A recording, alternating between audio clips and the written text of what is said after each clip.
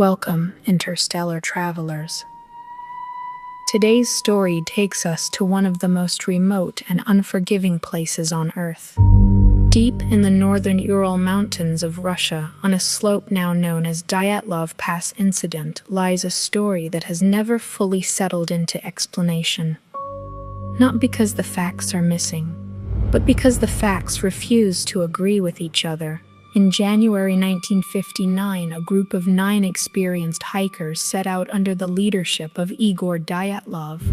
They were skilled, prepared, familiar with winter expeditions. Their destination was a remote mountain ridge in the Ural Range, an area so harsh it was already known among local Mansi people as something close to forbidden ground. The hikers named the mountain 𝓂𝓏𝓏. It translates to Dead Mountain. At some point during their journey, something changed. Investigators later found their tent on the mountainside, but it was not simply abandoned. It had been cut open from the inside, as if whatever happened too fast for proper escape. Inside, belongings were left behind: boots, jackets, supplies, everything that should have been essential in freezing conditions, and yet the hikers were gone. What followed is one of the most disturbing search and recovery efforts in Soviet history. Tracks were found leading away from the tent, bare footprints in deep snow. Some bodies were found near the edge of a forest, others farther away beneath layers of ice and snow. And the injuries did not align neatly with any single explanation. Some had signs of extreme trauma: broken ribs, internal damage, one victim with severe skull injury. But here is the strange part. There were no clear signs of external violence that matched those injuries, no definitive attacker, no struggle pattern that made complete sense. The Soviet investigation eventually closed the case with a phrase that left more questions than answers: a compelling natural force. But they never clearly defined what that force was.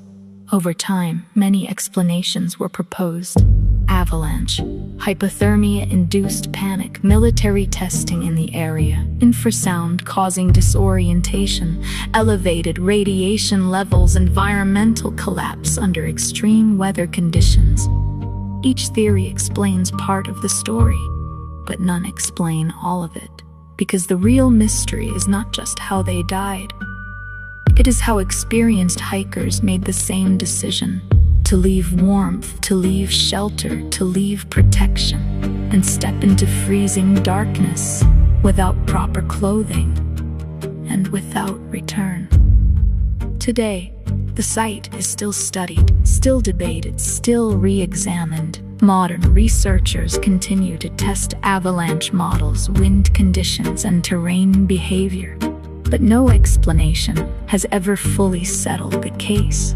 So I'll leave you with this. We know where they were. We know what they left behind.